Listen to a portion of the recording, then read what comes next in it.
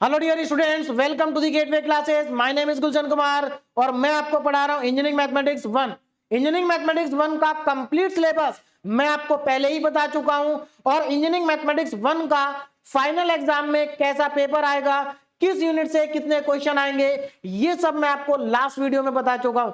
आज हम engineering mathematics 1 की यूनिट नंबर 1 जिसका नाम है मैट्रिसेस उसको स्टार्ट करने जा रहे हैं। और इस यूनिट को क्योंकि आप ऑलरेडी क्लास 12th में पढ़ चुके हैं तो बहुत सारे स्टूडेंट्स के दिमाग में आ रहा होगा कि सर हमने क्लास 12th में जो मैट्रिसेस पढ़ा है क्या यहाँ पर भी हमें सब कुछ सेम ही पढ़ना है। तो मैं आपको बता देता हूं कि यहाँ पर जो सिलेबस है वो क्लास 12th के सिलेबस से थोड़ा आगे का सिलेबस है। हाँ, एक या दो टॉपिक कॉमन है, बाकी सभी टॉपिक थोड़े आगे के टॉपिक है जो आपने क्लास 12th में नहीं पढ़े हैं। अब इंपॉर्टेंट ये कि यहां पर इस कंप्लीट यूनिट को अगर आप बहुत अच्छे से समझना चाहते हैं तो देखिए जो मैट्रिक्स का बेसिक्स है वो तो कॉमन ही रहेगा, यानी कि मैट्रिक्स के अंदर जो बेसिक टर्म्स या बेसिक कॉन्सेप्ट्स आपने क्लास 12th में पढ़े हैं वही बेसिक टर्म और बेसिक कॉन्सेप्ट्स का यहां पर भी यूज होगा इन सभी टॉपिक्स को समझने के लिए। तो जैसा कि मैंने आपको पहले भी बताया था कि मैं अगर कोई भी यूनिट स्टार्ट करूंगा तो उस यूनिट को स्टार्ट करने से पहले उस यूनिट में जितने भी इंपॉर्टेंट फॉर्मूले यूज होने हैं या जितने भी इंपॉर्टेंट कॉन्सेप्ट्स हैं जो उस यूनिट के अंदर यूज होंगे और आप उन कॉन्सेप्ट और उन फॉर्मूलों को ऑलरेडी क्लास 11th या 12th में पढ़ चुके हैं तो उन सभी फॉर्मूलों का और उन सभी कॉन्सेप्ट्स का पहले मैं आपको क्या कराऊंगा, रिवीजन कराऊंगा। तो आज के लेक्चर में मैं आपको मैट्रिक्स का जो बेसिक्स है जिसको आप क्लास 12th में पढ़ चुके हैं उन सभी बेसिक्स का आज आपको रिवीजन कराऊंगा, जिससे कि आपको यहां पर इस यूनिट को समझने में बिल्कुल भी प्रॉब्लम ना हो, कोई दिक्कत आपको ना हो। तो देखिए आज के लेक्चर में मैं आपको क्या रिवाइज कराने वाला हूं या कौन से बेसिक कॉन्सेप्ट्स आपको मैं पढ़ाने वाला हूं ये मैं आपको बता देता हूं। तो यहां पर सबसे पहले हम पढ़ेंगे व्हाट इज मैट्रिक्स। मैट्रिक्स क्या होती है सब जानते हैं, लेकिन फिर भी मैं एक बार और आपको बताऊंगा कि मैट्रिक्स क्या है। उसके बाद हम पढ़ेंगे टाइप्स ऑफ मैट्रिक्स। बहुत अच्छे से आप सब जानते होंगे कि टाइप्स ऑफ मैट्रिक्स में कौन कौन सी मैट्रिक्स आती हैं।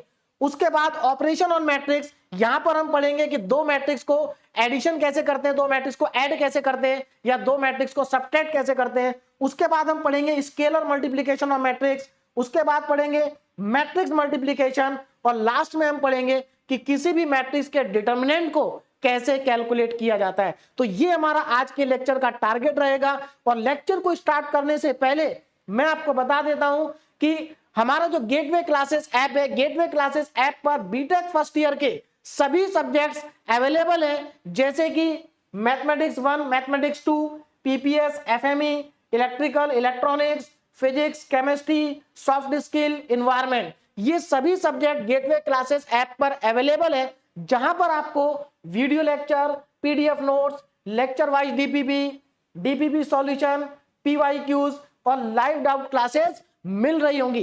अब बहुत सारे स्टूडेंट ऐसे होते हैं जो कॉम्बो पैक लेना चाहते हैं, यानी कि सारे सब्जेक्ट एक ही साथ लेना चाहते हैं।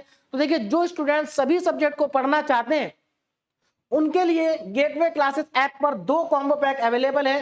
पहला कॉम्बो पैक है सेमेस्टर 1 के लिए, इसमें आपको सेमेस्टर 1 के सभी सब्जेक्ट एक साथ मिल जाएंगे। उसके बाद हमारा दूसरा कॉम्बो पैक है जिसमें सेमेस्टर 1 और सेमेस्टर 2 के सभी सब्जेक्ट होंगे और ये सभी सब्जेक्ट आपको इस कॉम्बो पैक में मिल जाएंगे। तो ये सब हमारे गेटवे क्लासेस ऐप पर अवेलेबल है। गेटवे क्लासेस ऐप का जो लिंक है वो डिस्क्रिप्शन में आपको गिवन है। चलिए अब हम स्टार्ट करते हैं अपना लेक्चर।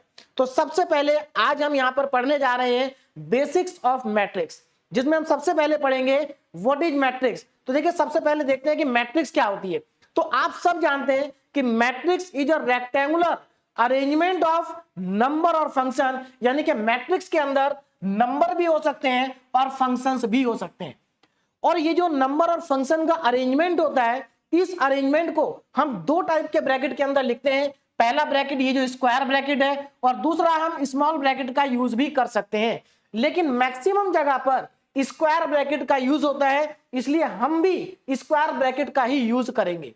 ठीक है, तो ये जो अरेंजमेंट है आप स्क्वायर ब्रैकेट के अंदर लिखेंगे। जैसे मैंने यहां पर एक एग्जांपल लिखा हुआ है, यहां पर क्या ये हमारा अरेंजमेंट है नंबर का और इस अरेंजमेंट को हमने स्क्वायर ब्रैकेट के अंदर लिखा है। दूसरी इंपॉर्टेंट बात, जो हमारी मैट्रिक्स होती है, मैट्रिक्स को रिप्रेजेंट करने के लिए हम इंग्लिश अल्फाबेट के कैपिटल लेटर का यूज करते हैं। जैसा कि मैंने इस मैट्रिक्स को रिप्रेजेंट करने के लिए कैपिटल ए का यूज किया है, आप चाहें तो बी का यूज कर सकते हैं, सी का यूज कर सकते हैं, मतलब किसी भी अल्फाबेट का यूज आप कर सकते हैं। अब मैट्रिक्स के अंदर देखिए इंपॉर्टेंट क्या क्या है, ध्यान दीजिए। मैट्रिक्स के अंदर जो नंबर लिखे हुए हैं, इन नंबर्स को हम कहते हैं एलिमेंट्स या फिर एंट्रीज ऑफ द मैट्रिक्स। तो ये सब आप जानते हैं। और क्या इंपॉर्टेंट है यहां पर, देखिए मैट्रिक्स के अंदर दो चीजें बहुत इंपॉर्टेंट होती हैं, number of row and number of column. तो पहले हम समझते हैं कि रो क्या है, कॉलम क्या है। ध्यान दीजिए, देखिए जैसे 2 3 4 है, ये तीनों नंबर हॉरिजॉन्टल लाइन में लिखे हुए और ये भी हॉरिजॉन्टल लाइन में लिखे हैं, ये तीनों भी हॉरिजॉन्टल लाइन में लिखे हैं। तो देखिए जो हॉरिजॉन्टल लाइन होती है इसको हम कहते हैं रो। क्या कहते हैं, रो। तो यहां पर जो हमारी फर्स्ट हॉरिजॉन्टल लाइन है इसको हम कहेंगे रो R1। रो को रिप्रेजेंट करेंगे R से, अब क्योंकि ये फर्स्ट रो है तो इसको रिप्रेजेंट किया R1 से। सेकंड रो को रिप्रेजेंट करते हैं R2 से, थर्ड रो को रिप्रेजेंट करते हैं R3 से। इसी तरीके से अब यहां पर देखो 2 4 1 ये वर्टिकल लाइन में, 3 3 2 ये वर्टिकल लाइन में, 4 1 4 ये वर्टिकल लाइन में। तो जो नंबर वर्टिकल लाइन में लिखे होते हैं उनको रिप्रेजेंट करते हैं हम कॉलम से। यानी कि ये हमारा फर्स्ट कॉलम हो गया और फर्स्ट कॉलम को हम लिखते हैं C1, ये सेकंड कॉलम इसको लिखेंगे C2 और ये थर्ड कॉलम इसको लिखेंगे C3। तो ये हमारा हो गया नंबर ऑफ, इसमें इस मैट्रिक्स के अंदर 3 रो है और 3 ही कॉलम है। लेकिन ऐसा नहीं है कि सभी मैट्रिक्स के अंदर 3 रोज और 3 कॉलम्स होंगे। मैट्रिक्स के अंदर कितनी भी रो हो सकती है और कितने भी कॉलम हो सकते हैं। तो मेरे ख्याल से ये आपको समझ में आ गया होगा कि मैट्रिक्स को रिप्रेजेंट कैसे किया जा सकता है। अब यहां पर एक और इंपॉर्टेंट चीज आती है, order of the matrix. Matrix का ऑर्डर क्या होगा, तो किसी भी मैट्रिक्स के ऑर्डर को कैसे लिखा जाता है इसको जरा ध्यान से एक बार समझ लेते हैं। देखिए मैट्रिक्स का जब आप ऑर्डर लिखेंगे तो ऑर्डर लिखते समय पहले आप लिखेंगे नंबर ऑफ रो, उसके बाद आप लिखेंगे नंबर ऑफ कॉलम और बीच में आप मल्टीप्लिकेशन का साइन लगाएंगे। तो देखिए यहां पर जैसे फॉर एग्जांपल ये हमारी मैट्रिक्स है, अगर मुझे इस मैट्रिक्स का ऑर्डर लिखना है तो कैसे लिखेंगे, तो सबसे पहले देखिए इसमें नंबर ऑफ रो कितनी है 3, उसके बाद इसमें देखेंगे नंबर ऑफ कॉलम कितने हैं, नंबर ऑफ कॉलम भी 3 है। तो इस मैट्रिक्स का ऑर्डर हो गया 3/3। तो इसको आप रीड कैसे करेंगे 3/3। तो ये 3/3 ऑर्डर की मैट्रिक्स है। मैट्रिक्स का ऑर्डर कुछ भी हो सकता है, ऐसा नहीं है कि सभी मैट्रिक्स का ऑर्डर 3/3 का ही होगा। अब यहां पर देखिए जो एलिमेंट्स है, ये जो एलिमेंट्स है, इन एलिमेंट्स की पोजीशन क्या है, इस पोजीशन के बारे में थोड़ा सा एक बार पढ़ लेते हैं। तो चलिए इस पोजीशन को पढ़ने के लिए सबसे पहले हम देखते हैं एक जनरल मैट्रिक्स, है ना। तो जनरल मैट्रिक्स देखते हैं क्या होता है। जनरल मैट्रिक्स मतलब एक ऐसी मैट्रिक्स जिसके अंदर नंबर ऑफ रो कितनी है m है और नंबर ऑफ कॉलम कितने हैं n है। तो आप इस मैट्रिक्स को देख सकते हैं, इसके अंदर नंबर ऑफ रो कितनी है m। तो इसका ऑर्डर क्या हो गया, देखिए नंबर ऑफ रो m है, 1 से स्टार्ट हुआ, first row, second row, third row, mth row. तो m रो है, कॉलम कितने हैं, first column, second column, third column और ये nth कॉलम। तो इसके अंदर n नंबर ऑफ कॉलम्स हैं, तो इसका ऑर्डर हो गया m/n। तो m/n ऑर्डर की जो मैट्रिक्स होती है उसको हम कहते हैं जनरल मैट्रिक्स। और ये जो जनरल मैट्रिक्स है इसके अंदर जो एलिमेंट्स लिखे हैं वेरिएबल की फॉर्म में लिखे हैं। तो आप जब किसी मैट्रिक्स के अंदर वेरिएबल की फॉर्म में नंबर्स को लिखते हैं तो देखिए किस तरह से रिप्रेजेंट किया जाता है, जरा ध्यान दीजिए। ये हमारा पहला एलिमेंट है a11, ये a12, a13। अब यहां पर जरा ध्यान देंगे, ये जो 2 नंबर यहां पर लिखे गए हैं किस चीज को रिप्रेजेंट कर रहे हैं। देखिए इन दो में से जो पहला नंबर होता है ये रिप्रेजेंट करता है रो को और जो दूसरा नंबर होता है ये रिप्रेजेंट करता है कॉलम को। जैसे ये जो पहला एलिमेंट है इसका मतलब क्या है, 1 1 का मतलब क्या है कि ये एलिमेंट फर्स्ट रो में लिखा है और फर्स्ट कॉलम में लिखा है। तो आप देख सकते हैं ये वाला एलिमेंट फर्स्ट रो में है और फर्स्ट कॉलम में भी है। जैसे फॉर एग्जांपल इसकी बात करते हैं, ये जो एलिमेंट लिखा गया है ये कौन सी रो में, तो पहला नंबर रो को बता रहा है, ये सेकंड रो में है और थर्ड कॉलम में। तो आप चेक कर सकते हैं ये सेकंड रो है और ये थर्ड कॉलम है। तो इस तरीके से हम मैट्रिक्स के एलिमेंट को क्या करते हैं, रिप्रेजेंट करते हैं। जैसे फॉर एग्जांपल यहां पर अगर मैं आपको यहां पर पूछूं कि आप मुझे बताइए यहां पर a23 की वैल्यू कितनी है, a23, इसका मतलब क्या हुआ, ऐसा एलिमेंट जो सेकंड रो में आ रहा है और थर्ड कॉलम में आ रहा है। तो यहां पर सेकंड रो और थर्ड कॉलम का एलिमेंट है 1, क्लियर है। तो यहां पर a23 की वैल्यू कितनी हो गई, 1 हो गई। तो इस तरीके से आपको सभी एलिमेंट्स की वैल्यू पता होनी चाहिए, यानी कि ये एलिमेंट कौन सी पोजीशन पे लिखा है ये आपको मालूम होना चाहिए। तो ये लिखा है 3/32 की पोजीशन पे, 32 देखो, third row and second column, इसका मतलब अगर मैं आपसे पूछूं कि A32 की वैल्यू कितनी है, तो A32 की वैल्यू है 2। तो मेरे ख्याल से अब आपको क्लियर हो गया होगा। अब ये जो जनरल मैट्रिक्स है, इस जनरल मैट्रिक्स को हम शॉर्ट फॉर्म में भी लिख सकते हैं ऐसे, ए आई जे। अब यहां पर आई और जे का मतलब क्या है वो भी मैं आपको बता देता हूं। देखिए आई यहां पर ये बता रहा है कि एलिमेंट कौन सी रो का है, और जे ये बता रहा है कि एलिमेंट कौन से कॉलम का है।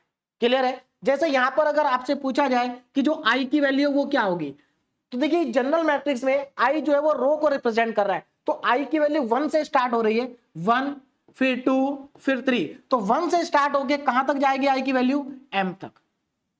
m क्या है, टोटल नंबर ऑफ रो, और i क्या है, ये i हमें ये बता रहा है कि एलिमेंट कौन सी रो का है।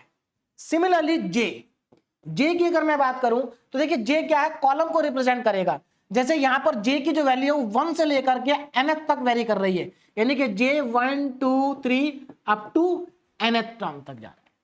तो ये होती है हमारी जनरल मैट्रिक्स। अब यहां पर एक दो इंपॉर्टेंट चीजें और है, जैसे फॉर एग्जांपल आपको एक 3x3 ऑर्डर की मैट्रिक्स लिखनी है in the form of variable, तो कैसे लिखेंगे, तो देखिए 3x3, तो आप केवल इतना पार्ट लिख देंगे मैट्रिक्स का।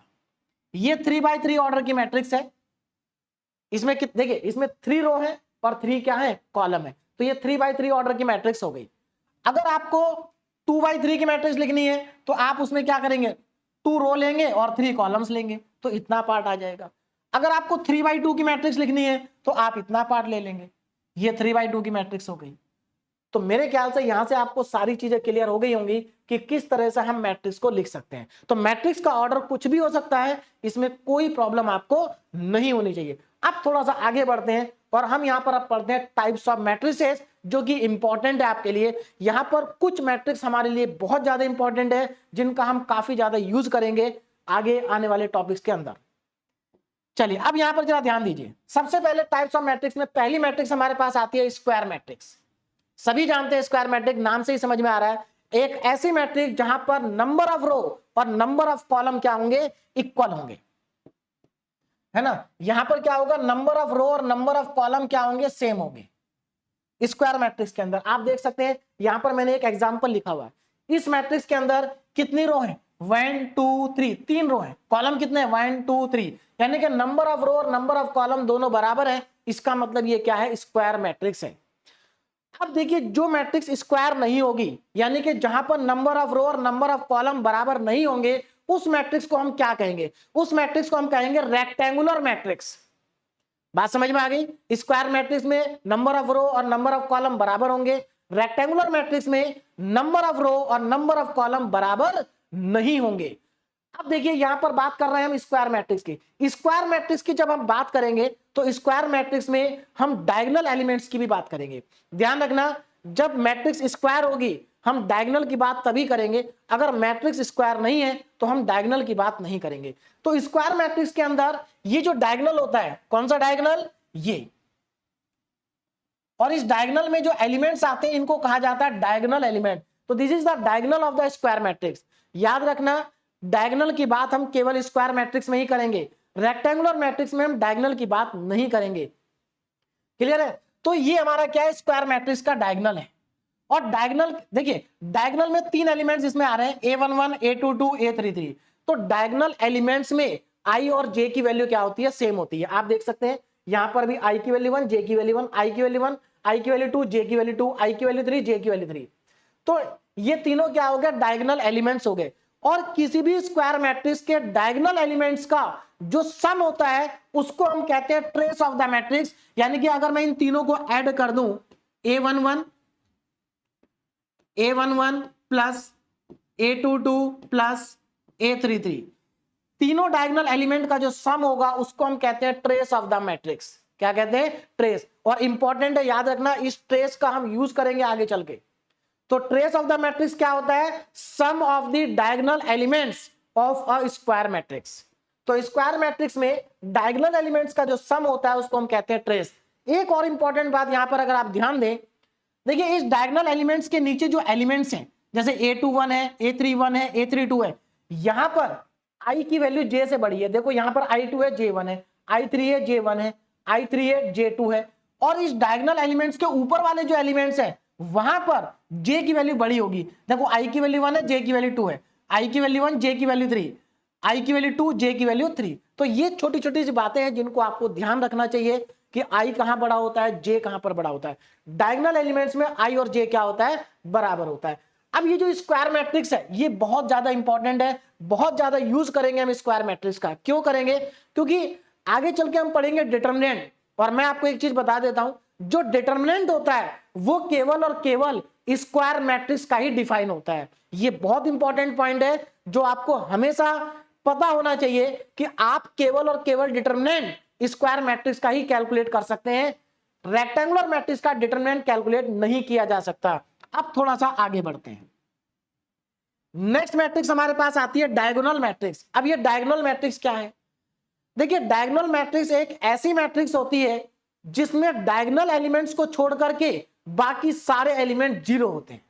जैसे आप इस मैट्रिक्स में देख सकते हैं, इस मैट्रिक्स के अंदर अगर आप ध्यान दें तो डायगोनल एलिमेंट्स को छोड़ करके बाकी सारे एलिमेंट्स क्या हैं, जीरो है। ये हमारे डायगोनल एलिमेंट्स है और डायगोनल को छोड़ के बाकी सारे एलिमेंट क्या हैं, जीरो है। अब यहां पर कुछ स्टूडेंट्स को कंफ्यूजन हो जाएगा, सर यहां पर तो डायगोनल का भी एक एलिमेंट जीरो है। तो देखिए मैं आपको बता देता हूं कि जो डायगोनल एलिमेंट्स हैं, डायगोनल एलिमेंट में कम से कम एक एलिमेंट जीरो नहीं होना चाहिए। मतलब एक एलिमेंट ऐसा हो जो जीरो नहीं है। बाकी अगर डायगोनल के, जैसे यहां पर 3 एलिमेंट है, अगर डायगोनल के 3 में से एक एलिमेंट जीरो है या 2 एलिमेंट जीरो है तो भी कोई फर्क नहीं पड़ता, ये डायगोनल मैट्रिक्स ही कहलाएगी। हाँ, अगर ये तीनों एलिमेंट जीरो हो गए तब ये डायगोनल मैट्रिक्स नहीं रहेगी। तो आपको क्या ध्यान रखना है कि डायगोनल मैट्रिक्स में डायगोनल को छोड़ करके बाकी सारे एलिमेंट क्या होते हैं, जीरो होते हैं। क्लियर है? और इससे भी ज्यादा इंपॉर्टेंट ये है कि डायगोनल मैट्रिक्स स्क्वायर मैट्रिक्स होती है। क्योंकि हम डायगोनल की बात कर रहे हैं तो मैंने आपको पहले ही बता चुका हूं कि डायगोनल की बात हम केवल स्क्वायर मैट्रिक्स के अंदर करेंगे। तो डायगोनल मैट्रिक्स कैसी मैट्रिक्स है, एक स्क्वायर मैट्रिक्स है और डायगोनल एलिमेंट्स को छोड़ के बाकी सारे एलिमेंट क्या होते हैं, जीरो होते हैं। अब आगे चलते हैं। इसका मतलब यह भी हुआ कि आप डायगोनल मैट्रिक्स को स्क्वायर मैट्रिक्स कह सकते हैं, लेकिन स्क्वायर मैट्रिक्स को आप डायगोनल मैट्रिक्स नहीं कह सकते, क्योंकि स्क्वायर मैट्रिक्स डायगोनल हो भी सकती है और नहीं भी हो सकती है। अब थोड़ा सा आगे बढ़ते हैं और नेक्स्ट मैट्रिक्स की बात करते हैं। तो यहां पर याद रखना स्क्वायर मैट्रिक्स बहुत ज्यादा इंपॉर्टेंट है, डायगोनल मैट्रिक्स भी इंपॉर्टेंट है। और यहां पर एक चीज और मैं आपको बता देता हूं, डायगोनल मैट्रिक्स को आप शॉर्ट में भी लिख सकते हैं इस तरह से, A इक्वल टू डायगोनल, और इसके आगे जो डायगोनल वाले एलिमेंट है केवल आप उनको लिख दिए 2, -1 और 0। ये दूसरा रिप्रेजेंटेशन हो गया इस डायगोनल मैट्रिक्स का। अब थोड़ा सा आगे चलते हैं और नेक्स्ट मैट्रिक्स की बात करते हैं।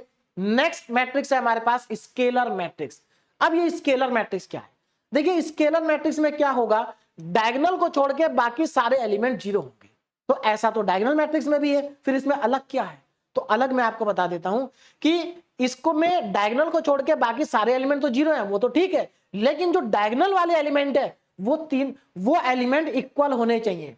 जैसे यहां पर डायगोनल में 3 एलिमेंट आ रहे हैं और आप देख सकते हैं तीनों के तीनों इक्वल है।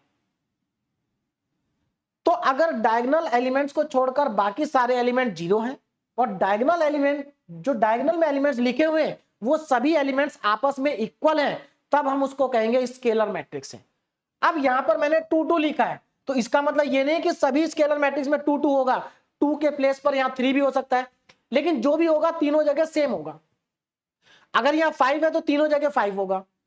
तो ये होती है हमारी स्केलर मैट्रिक्स। अब देखो यहां से क्या कंक्लूजन निकल रहा है कि जो स्केलर मैट्रिक्स है उसको हम डायगोनल मैट्रिक्स भी कह सकते हैं। क्यों? क्योंकि डायगोनल को छोड़ के बाकी सारे एलिमेंट जीरो हैं। और जो स्केलर मैट्रिक्स है इसको हम स्क्वायर भी कह सकते हैं, क्योंकि स्क्वायर होगी तभी तो डायगोनल की बात करेंगे। तो इसका मतलब स्केलर मैट्रिक्स को हम डायगोनल भी कह सकते हैं, डायगोनल मैट्रिक्स भी कह सकते हैं और स्क्वायर मैट्रिक्स भी कह सकते हैं। क्लियर हुआ? अब उसके बाद नेक्स्ट मैट्रिक्स हमारे पास आती है जो कि बहुत ज्यादा इंपॉर्टेंट है और जिसका यूज हम सबसे ज्यादा करेंगे। वो कौन सी मैट्रिक्स है? यूनिट मैट्रिक्स और आइडेंटिटी मैट्रिक्स, है ना। अब ये तो आप बहुत अच्छे जानते होंगे, क्लास 12 में भी आपने इस मैट्रिक्स का बहुत ज्यादा यूज किया है। तो देखिए यूनिट मैट्रिक्स और आइडेंटिटी मैट्रिक्स क्या होती है? यूनिट मैट्रिक्स और आइडेंटिटी मैट्रिक्स एक ऐसी मैट्रिक्स है जिसमें डायगोनल को छोड़ के बाकी सारे एलिमेंट जीरो है। तो ऐसा तो पहली 2 मैट्रिक्स में भी था, फिर इसमें अलग क्या है? देखिए यहां पर डायगोनल को छोड़ के बाकी सारे एलिमेंट जीरो है और जो डायगोनल के एलिमेंट्स है वो 1 होना चाहिए, 1 के अलावा कुछ और नहीं होना चाहिए। अब देखो स्केलर में इसमें क्या अंतर है?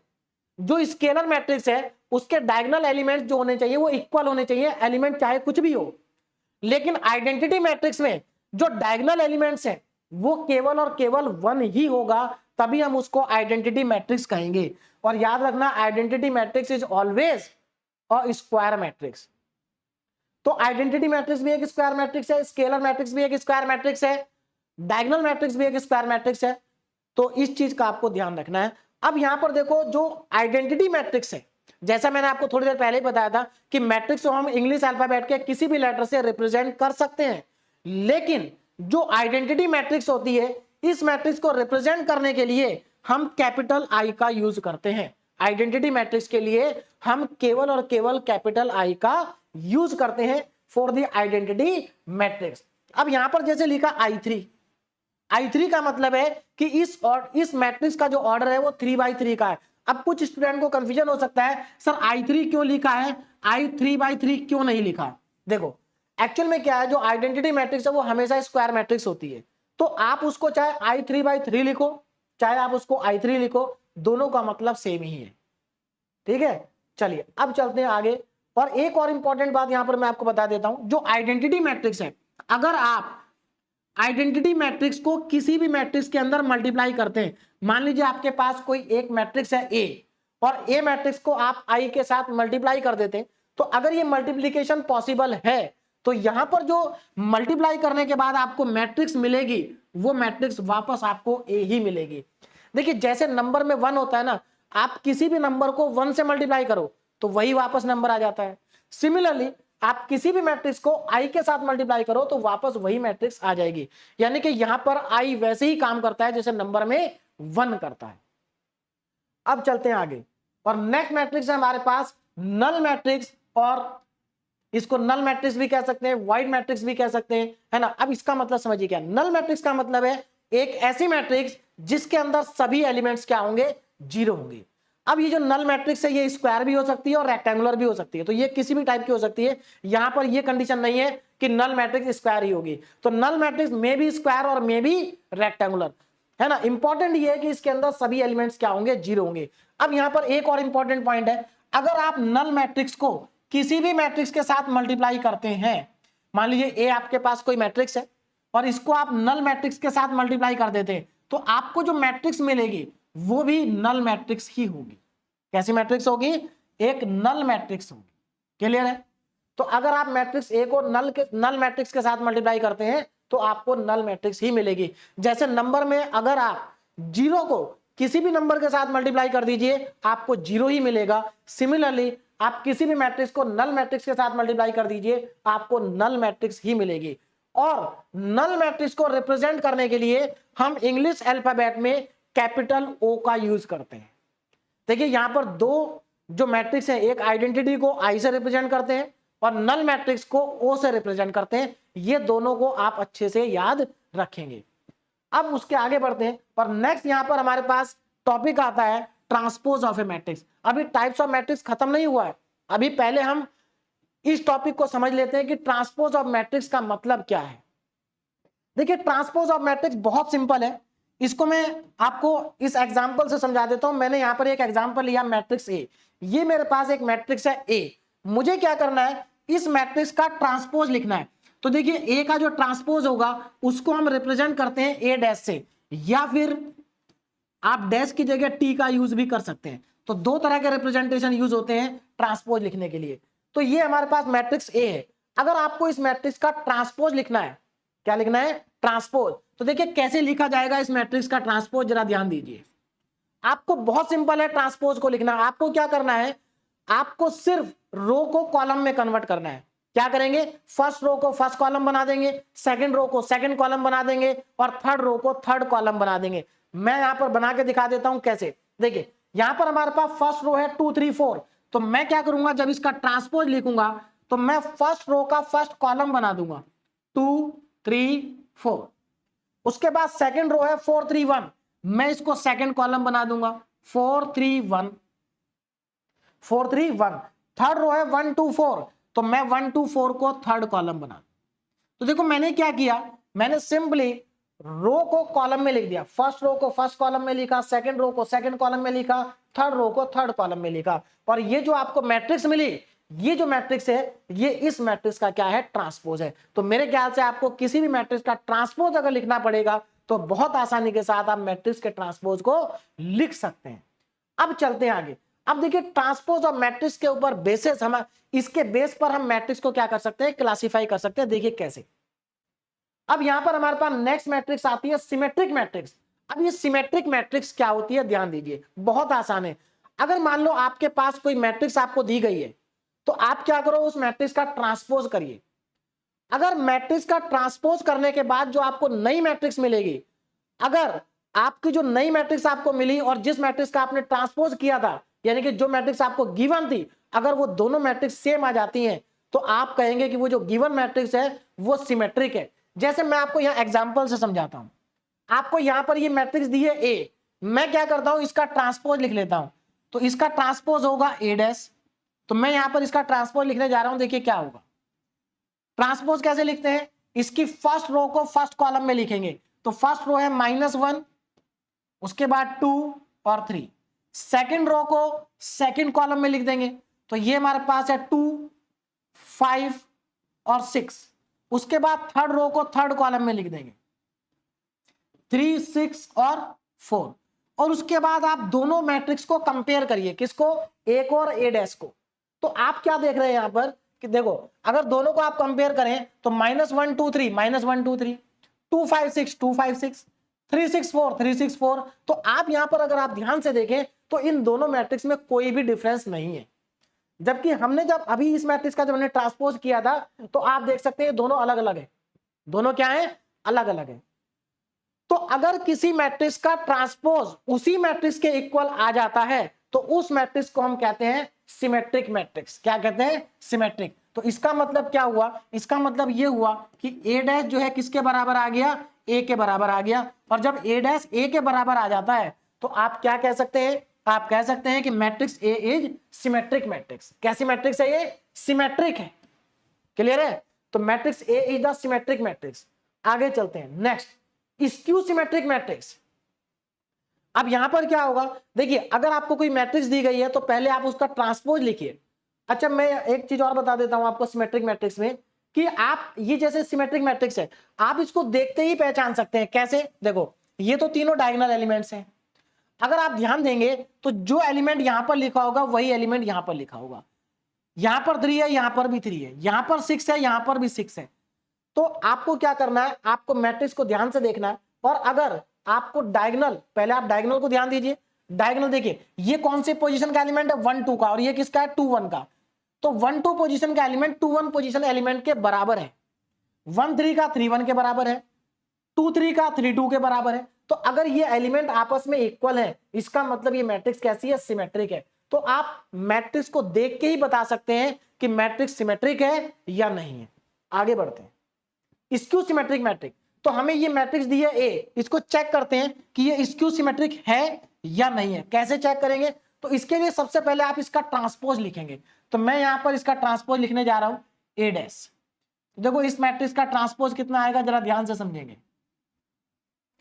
ए डैश, तो क्या करना है, फर्स्ट रो को फर्स्ट कॉलम में लिखना है। तो फर्स्ट कॉलम आ जाएगा 0 2 और -3। उसके बाद सेकंड रो को सेकंड कॉलम में लिखेंगे।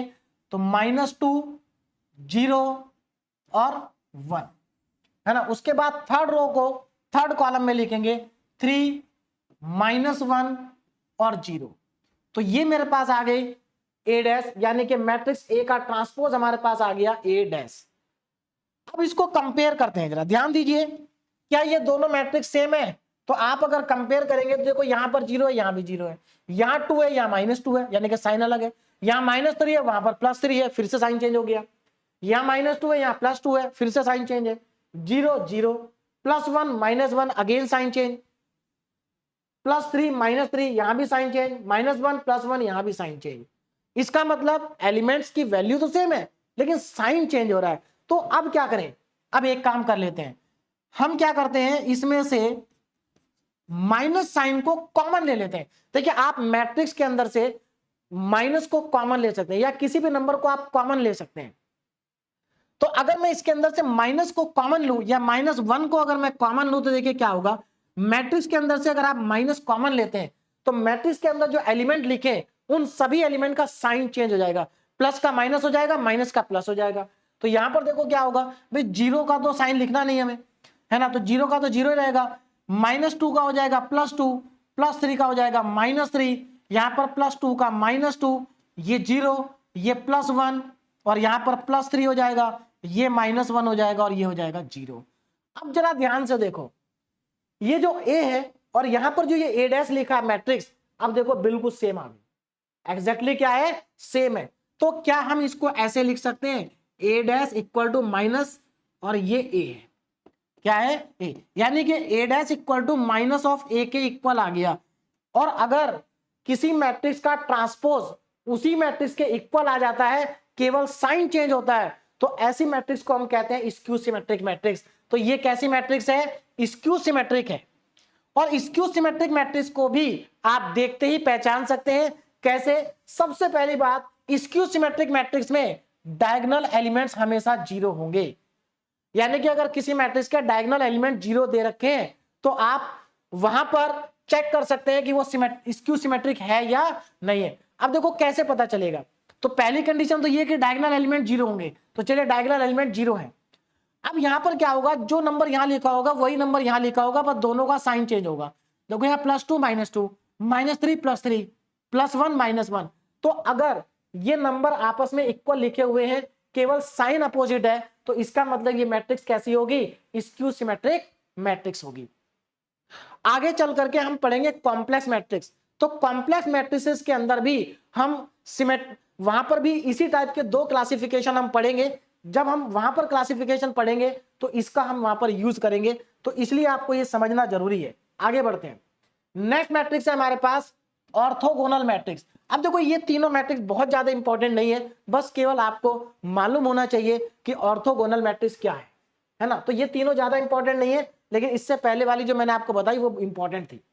ऑर्थोगोनल मैट्रिक्स, ऑर्थोगोनल मैट्रिक्स एक ऐसी मैट्रिक्स होती है, देखिए जैसे फॉर एग्जांपल हमारे पास एक मैट्रिक्स है ए, अगर ये जो मैट्रिक्स ए है इसका क्या करना है, आपको ट्रांसपोज करना है। आपको कोई मैट्रिक्स दे रखी है ए, उसका क्या करो, ट्रांसपोज करो, उसके बाद ए और ए डैश को मल्टीप्लाई कर दो, क्या कर दो, मल्टीप्लाई।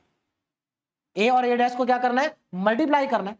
अगर मल्टीप्लाई करने के बाद ए और ए डैश की जो देखिए ए को ए डैश के साथ मल्टीप्लाई करने के बाद अगर आई आ जाता है, क्या आ जाता है, आई, तो आप क्या कहेंगे कि जो मैट्रिक्स ए है वो कैसी मैट्रिक्स है, ऑर्थोगोनल मैट्रिक्स है। मेरे ख्याल से बहुत आसान है, समझ में आ गया होगा कि अगर आपके पास कोई मैट्रिक्स ए है, पहले क्या करना है, उसका ट्रांसपोज करना है, फिर उन दोनों को आपस में मल्टीप्लाई करना है। अगर मल्टीप्लाई करने के बाद आई आ जाता है तो इसका मतलब जो गिवन मैट्रिक्स थी वो कैसी मैट्रिक्स थी, ऑर्थोगोनल थी।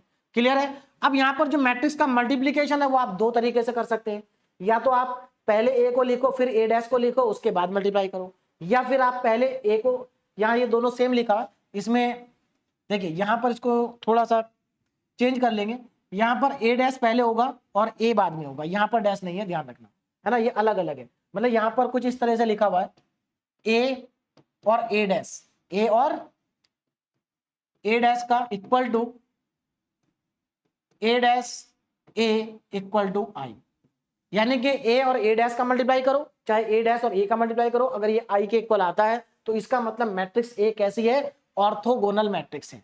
उसके बाद आता है निल पोटेंट मैट्रिक्स। निल पोटेंट मैट्रिक्स क्या होती है, अगर कोई मैट्रिक्स है आपके पास ए और अगर आप उस मैट्रिक्स का स्क्वायर कर देते हैं, क्या कर देते हैं, स्क्वायर, और स्क्वायर करने के बाद आपको 0 मैट्रिक्स मिल जाती है, तो ऐसी मैट्रिक्स को हम कहते हैं निल पोटेंट मैट्रिक्स। अब आता है हमारे पास इनवॉल्यूटरी मैट्रिक्स। इनवॉल्यूटरी का मतलब क्या है, इसको भी समझ लेते हैं।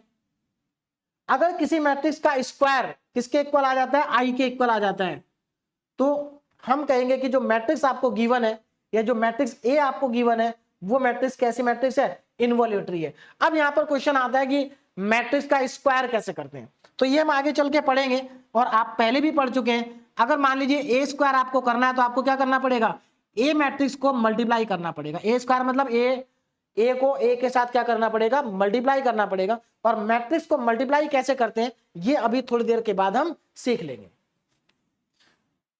चलिए नेक्स्ट मैट्रिक्स है हमारे पास ट्रायंगुलर मैट्रिक्स, ये इंपॉर्टेंट है ट्रायंगुलर मैट्रिक्स। देखिए ट्रायंगुलर मैट्रिक्स में दो टाइप की मैट्रिक्स होती हैं, एक हमारे पास है अपर ट्रायंगुलर मैट्रिक्स और दूसरी होती है लोअर ट्रायंगुलर मैट्रिक्स। अब इनका मतलब क्या जरा ध्यान से समझेंगे। अपर ट्रायंगुलर मैट्रिक्स एक ऐसी मैट्रिक्स जिसमें डायगोनल के नीचे वाले एलिमेंट जीरो होते हैं। आप देख सकते हैं इस मैट्रिक्स के अंदर जो डायगोनल के नीचे वाले एलिमेंट्स हैं वो क्या है, जीरो है। एक और इंपॉर्टेंट बात आप यहां पर याद रखेंगे कि ये जो ट्रायंगुलर मैट्रिक्स है ये स्क्वायर मैट्रिक्स होगी, क्योंकि डायगोनल की बात हो रही है तो स्क्वायर ही होगी।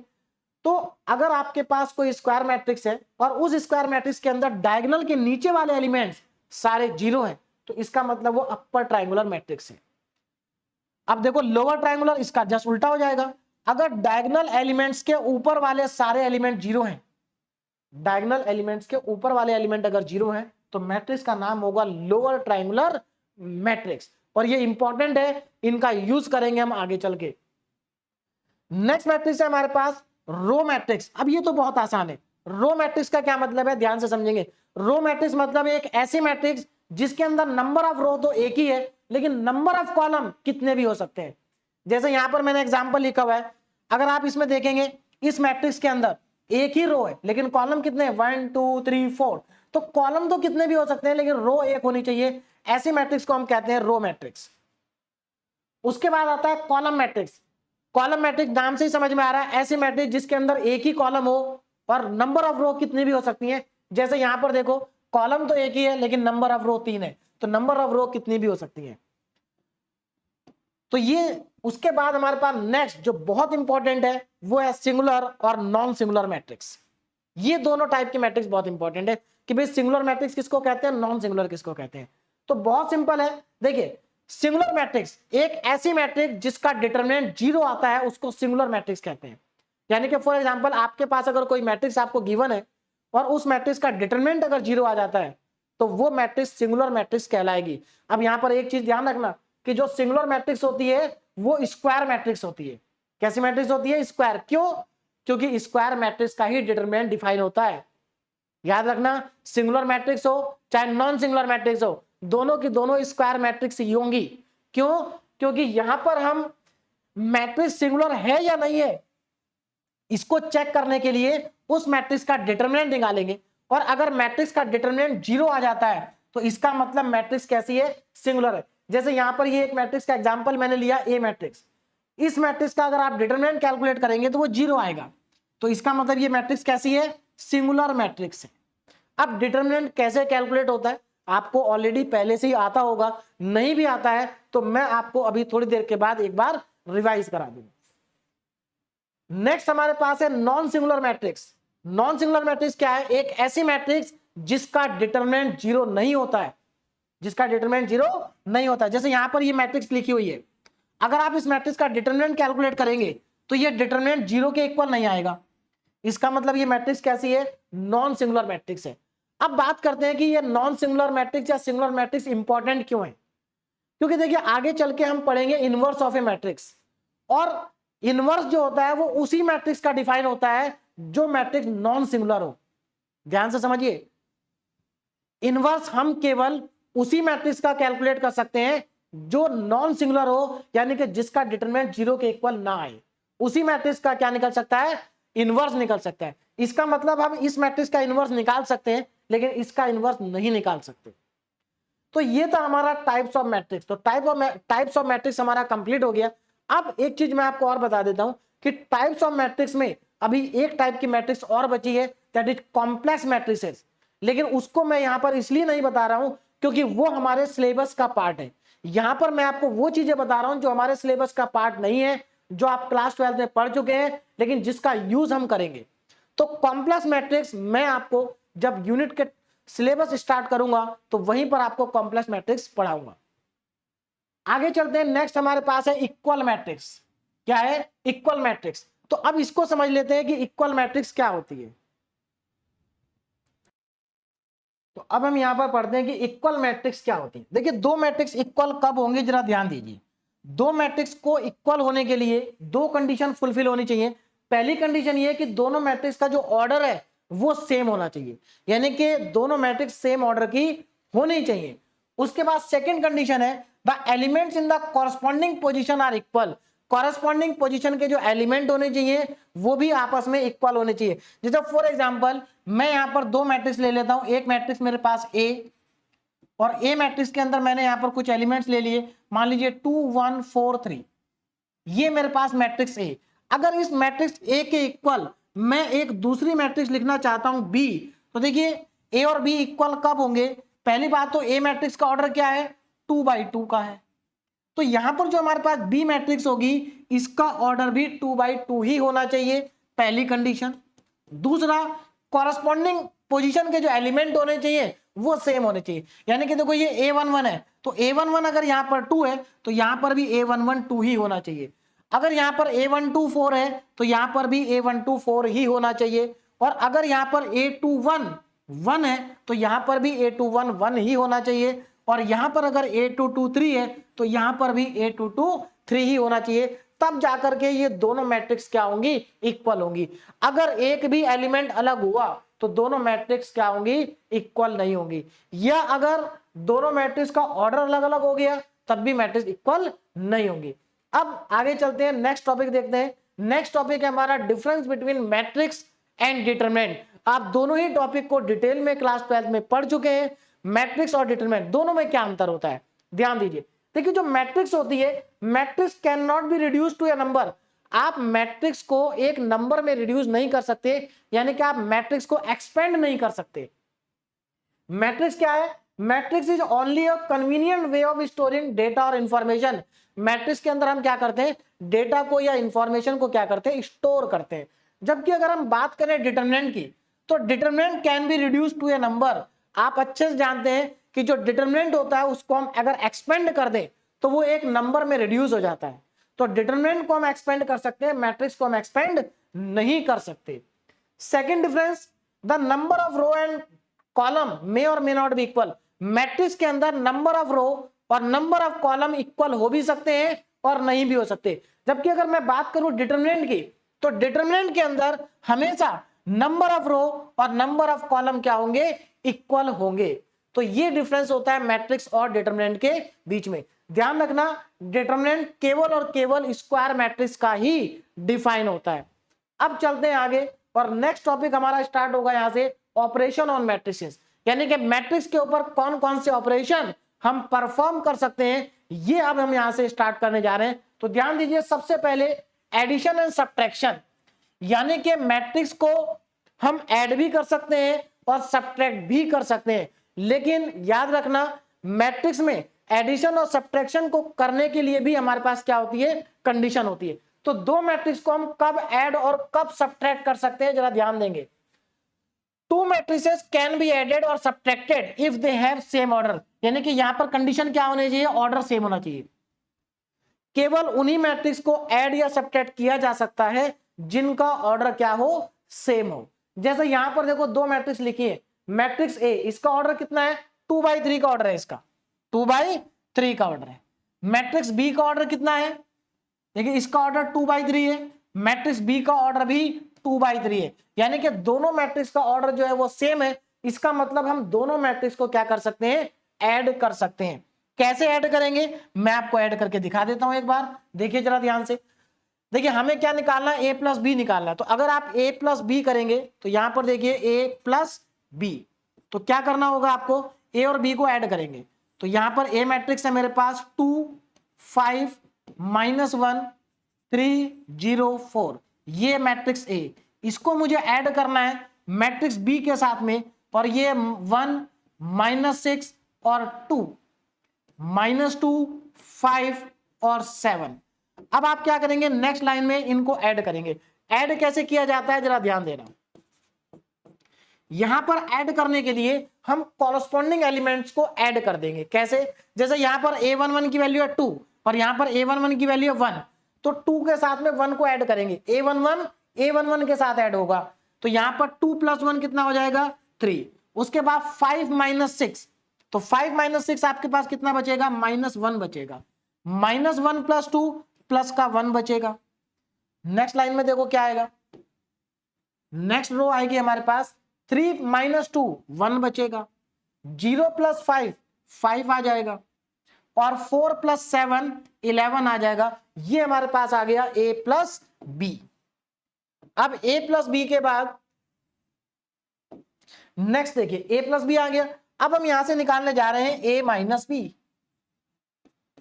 a - b। अब a - b को जरा ध्यान से देखेंगे, a - b में कितना आएगा देखो। अब हमें क्या करना है, a में से b को माइनस करना है, तो मैं यहां पर लिखूंगा मैट्रिक्स a। मैट्रिक्स a है मेरे पास 2 5 -1 3 0 और 4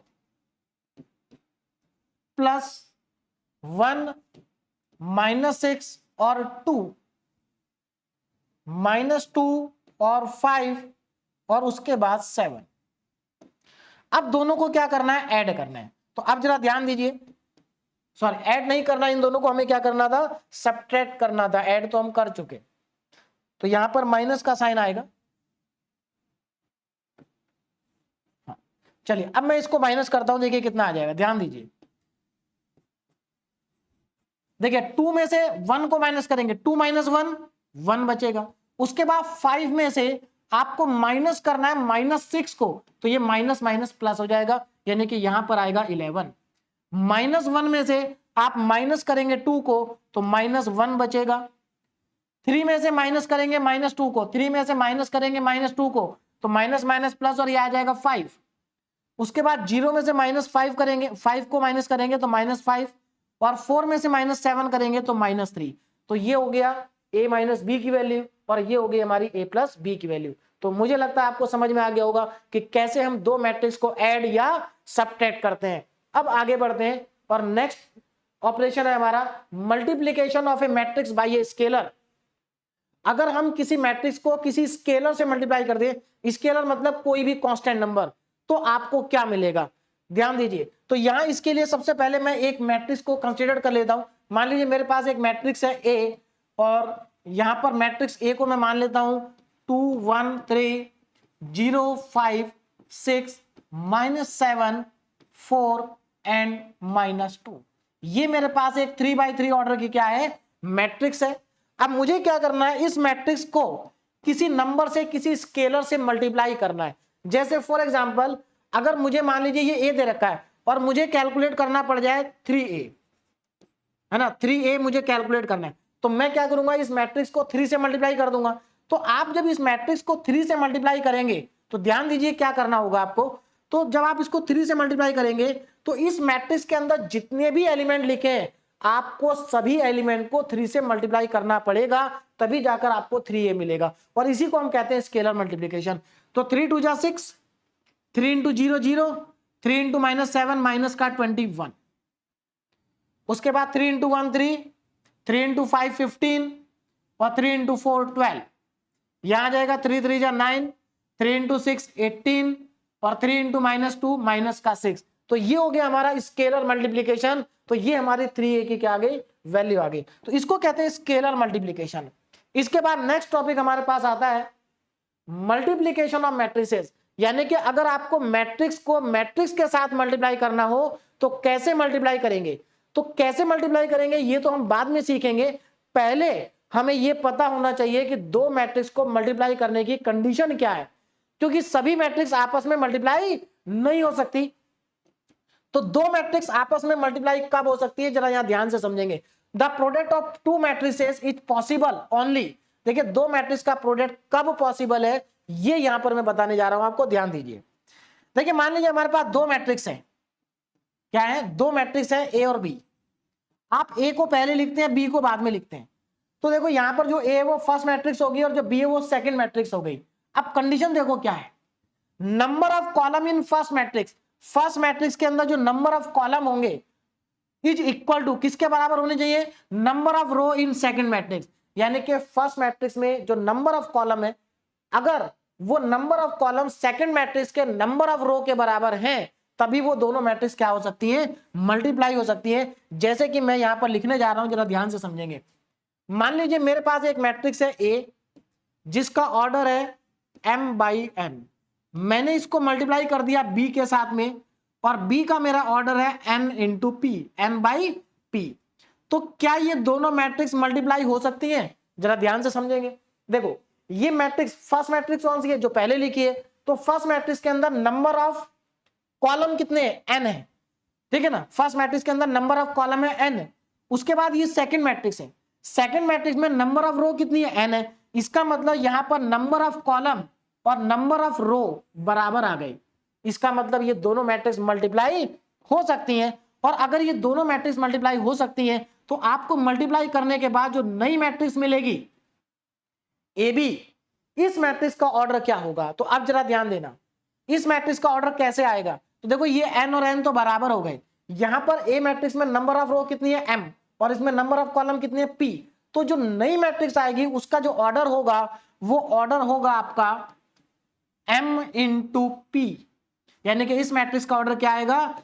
m इंटू पी आएगा। तो यहां पर ये कंडीशन है दो मैट्रिक्स को मल्टीप्लाई करने के लिए, जो कि बहुत इंपॉर्टेंट है और आप सभी को अच्छे से आने चाहिए कि दो मैट्रिक्स को मल्टीप्लाई करने की कंडीशन क्या होती है। तो मुझे मालूम है आप सब लोगों को पहले से आती होगी, फिर भी मैंने एक बार आपको क्या करा दिया, रिवाइज करा दिया कि किस तरीके से आप दो मैट्रिक्स को मल्टीप्लाई कर सकते हैं, ठीक है ना। तो ये मेरे ख्याल से आप आसानी से चेक कर लेंगे। अब मैं यहां पर आपको दो मैट्रिक्स का मल्टीप्लाई कैसे किया जाता है, ये मल्टीप्लीकेशन आपको मैं करके दिखा देता हूं। तो सबसे पहले तो यहां पर ये दो मैट्रिक्स है, हमें क्या निकालना है? इन दोनों का प्रोडक्ट निकालना है, यानी कि ए बी हमें कैलकुलेट करना है। तो सबसे पहले तो आपको ये चेक करना पड़ेगा कि यहां पर जो ये ए और बी है, क्या इनका मल्टीप्लीकेशन पॉसिबल है? तो चेक करते हैं। देखिए इस मैट्रिक्स का ऑर्डर कितना है? 3/3 का ऑर्डर है। इस मैट्रिक्स का ऑर्डर, इसका भी 3/3 का है। तो यहां पर देखो फर्स्ट मैट्रिक्स में नंबर ऑफ कॉलम 3 है और सेकंड मैट्रिक्स में नंबर ऑफ रो कितनी है? 3 है। तो ये तो पॉसिबल है। और वैसे भी देखिए इसका ऑर्डर भी 3/3 है, इसका ऑर्डर भी 3/3 है। जब दो मैट्रिक्स का ऑर्डर सेम हो तो वो 100% मल्टीप्लाई होगी। तो हम इन दोनों मैट्रिक्स को मल्टीप्लाई कर सकते हैं। तो चलिए अब इन दोनों को मल्टीप्लाई करते हैं, तो देखते हैं कितना आता है। तो अब यहां पर ध्यान देंगे कैसे मल्टीप्लाई होगा। तो जो मल्टीप्लाई करने के बाद हमारे पास आएगा ए बी, देखिए क्या आएगा, ए बी हमारे पास एक नई मैट्रिक्स आ जाएगी और उस मैट्रिक्स को मैं यहां पर लिखने जा रहा हूं। ध्यान से समझेंगे, बहुत सिंपल है, आपको ऑलरेडी आता होगा मैट्रिक्स को मल्टीप्लाई करना। कैसे करते हैं ध्यान से समझिए। देखिए आपको क्या करना है, जो आपकी फर्स्ट मैट्रिक्स है, फर्स्ट मैट्रिक्स है ए और सेकंड मैट्रिक्स है बी। तो सबसे पहले फर्स्ट मैट्रिक्स में आप फर्स्ट रो को ले लेंगे, तो ये हमारे पास फर्स्ट रो, और सेकंड मैट्रिक्स से फर्स्ट कॉलम को ले लेंगे। तो आपको क्या करना है, फर्स्ट रो को, ध्यान दीजिए, आपको R1 को मल्टीप्लाई करना है C1 से। जब आप R1 को C1 से मल्टीप्लाई कर देंगे तो आपको नई वाली मैट्रिक्स का पहला एलिमेंट मिल जाएगा फर्स्ट रो का। देखो कैसे, आप 1 को मल्टीप्लाई करेंगे 1 में तो 1 इंटू 1 1, फिर -2 को करेंगे 0 में तो -2 इंटू 0 0, तो यहां पर मैंने 0 लिख दिया। फिर उसके बाद 3 को मल्टीप्लाई करेंगे 1 में तो 3 इंटू 1 3, तो यहां पर आ गया 3, और सबको क्या कर दिया, ऐड कर दिया। ये तीनों नंबर ऐड करने के बाद जो नंबर आएगा वो हमारा पहला एलिमेंट होगा इस मैट्रिक्स का। उसके बाद आपको क्या करना है, फर्स्ट मैट्रिक्स की रो को चेंज नहीं करना, लेकिन सेकंड मैट्रिक्स में आप कॉलम को चेंज कर देंगे। इसका मतलब अब क्या करेंगे, आप R1 को मल्टीप्लाई करेंगे C2 से।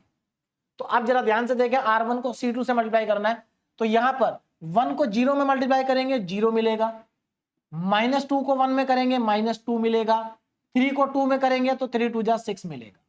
और आगे बढ़ते हैं, अब फिर से आप कॉलम को चेंज करेंगे और इस बार आप R1 को मल्टीप्लाई कर देंगे C3 से, और ये है आपका C3। तो चलिए मल्टीप्लाई करते हैं। तो यहां पर 1 को मल्टीप्लाई करेंगे 2 में तो 2 मिलेगा, -2 को 2 में करेंगे तो -4 मिलेगा, और 3 को 0 में करेंगे तो आपको 0 मिल जाएगा। ठीक है ना, 0 आपको मिल जाएगा। और आगे बढ़ते हैं। अब देखो पहली रो के हमारे पास सभी एलिमेंट आ चुके हैं, पहली रो के सभी एलिमेंट हमारे पास आ चुके हैं। अब क्या करेंगे, अब जरा ध्यान से समझें। अब यहां पर हम रो को चेंज करेंगे। किसको चेंज करेंगे, रो को। पहली रो का काम खत्म हो गया, अब यहां पर हम लेंगे सेकंड रो, और सेकंड रो को पहले हम किससे मल्टीप्लाई करेंगे, पहले कॉलम से, यानी कि इस बार हम R2 को मल्टीप्लाई करेंगे C1 से। R2 को मल्टीप्लाई करेंगे C1 से, देखिए कितना आएगा, 2 इंटू 1 2, 3 इंटू 0 0, और -1 इंटू 1 -1।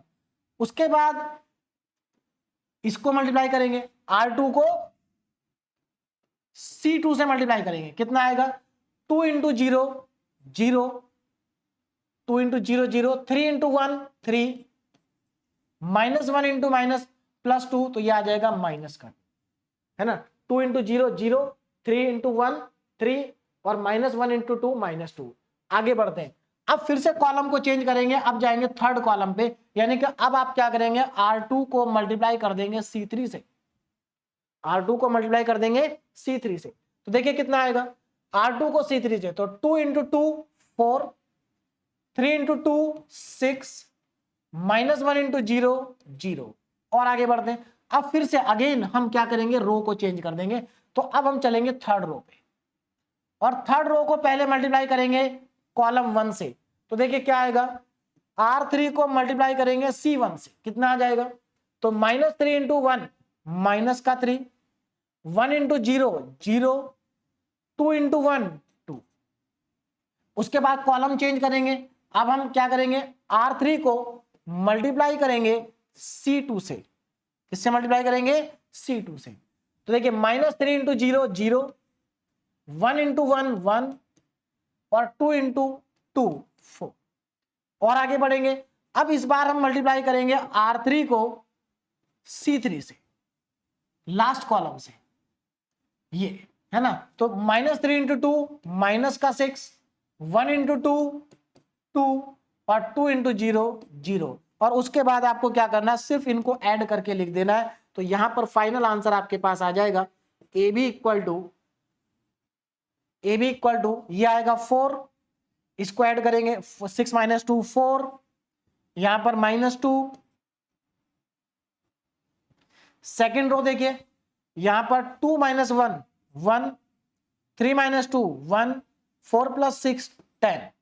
इधर आ जाइए, -3 प्लस 2 माइनस का 1 5, और इधर आपके पास आएगा माइनस का 4। तो ये हमारे पास फाइनल मैट्रिक्स आ गई, ठीक है ना। ये क्या हमारे पास AB, डायरेक्ट इसका क्या आ गया प्रोडक्ट आ गया। तो इस तरीके से आप कोई भी दो मैट्रिक्स को क्या कर सकते हैं मल्टीप्लाई कर सकते हैं। तो मेरे ख्याल से सभी को समझ में आ गया होगा कि दो मैट्रिक्स को मल्टीप्लाई कैसे किया जाता है।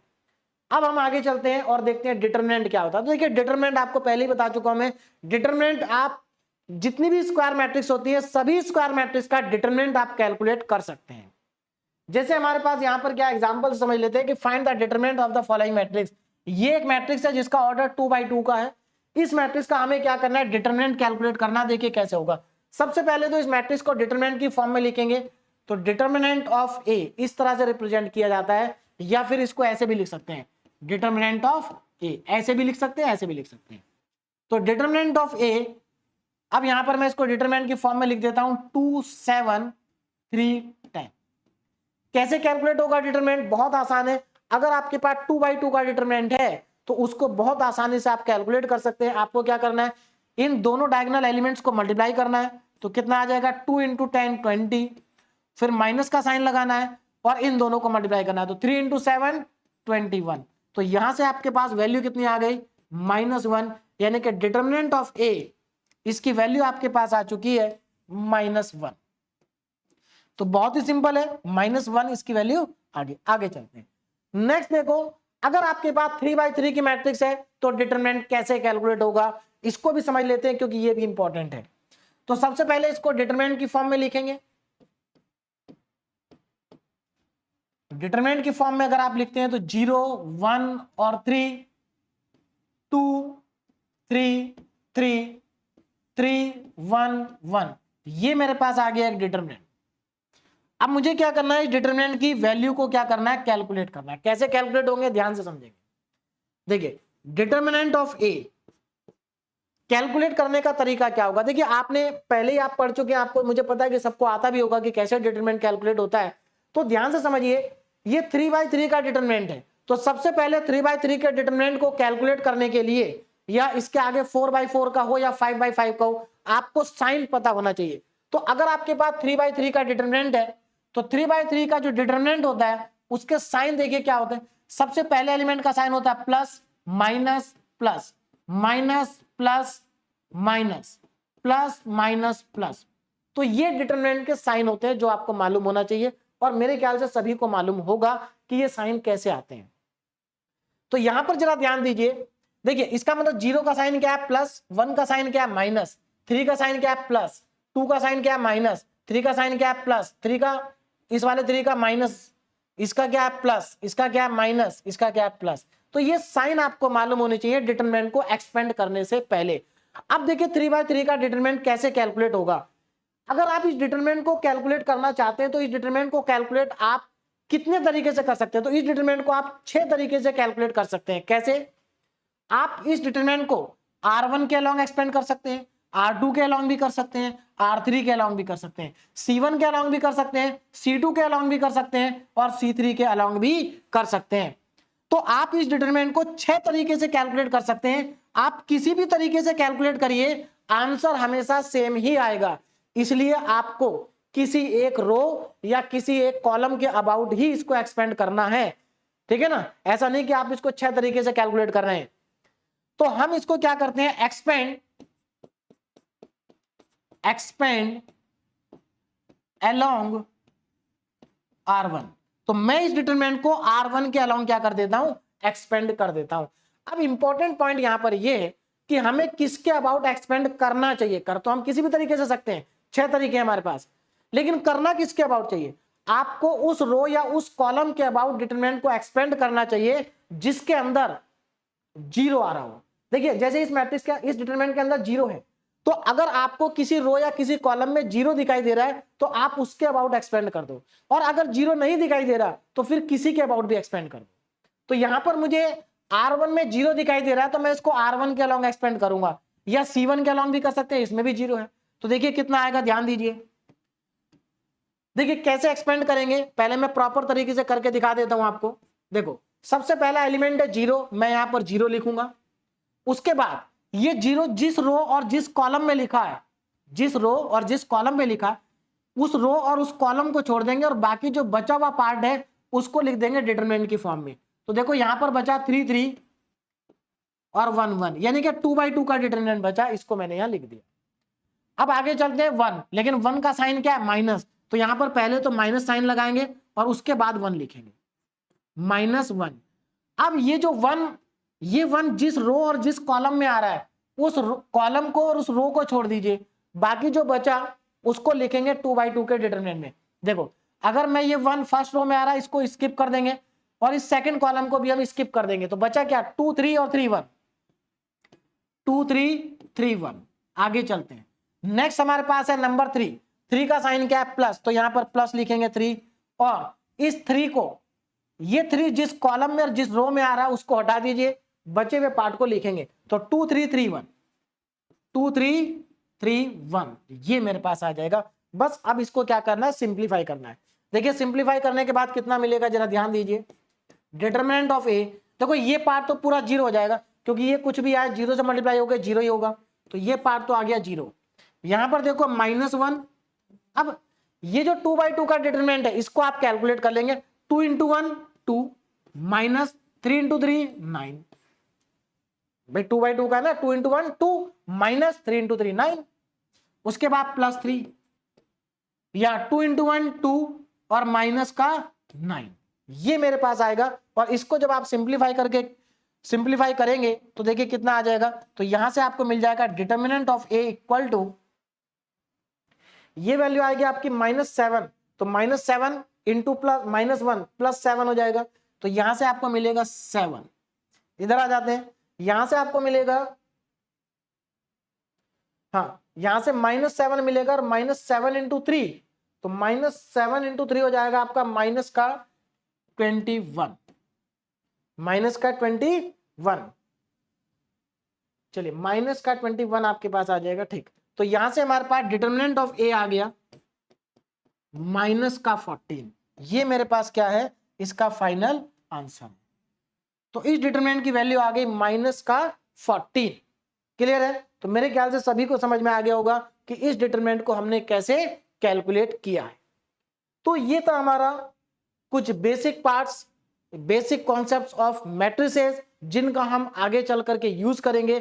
तो ये इंपॉर्टेंट है, अगर ये सब आपको समझ में आ गया है तो अब आगे जो हम मैट्रिक्स पढ़ेंगे वो कंप्लीट आपको अच्छे से समझ में आएगा। तो इसको एक बार रिवाइज कर लीजिए। उसके बाद अब हम नेक्स्ट लेक्चर से हमारा जो सिलेबस का पहला टॉपिक होगा, नेक्स्ट लेक्चर में सिलेबस के पहले टॉपिक को हम क्या करेंगे, कंप्लीट करेंगे। ठीक है, तो चलिए अभी आप इसको एक बार रिवाइज करिए। Okay, thank you so much.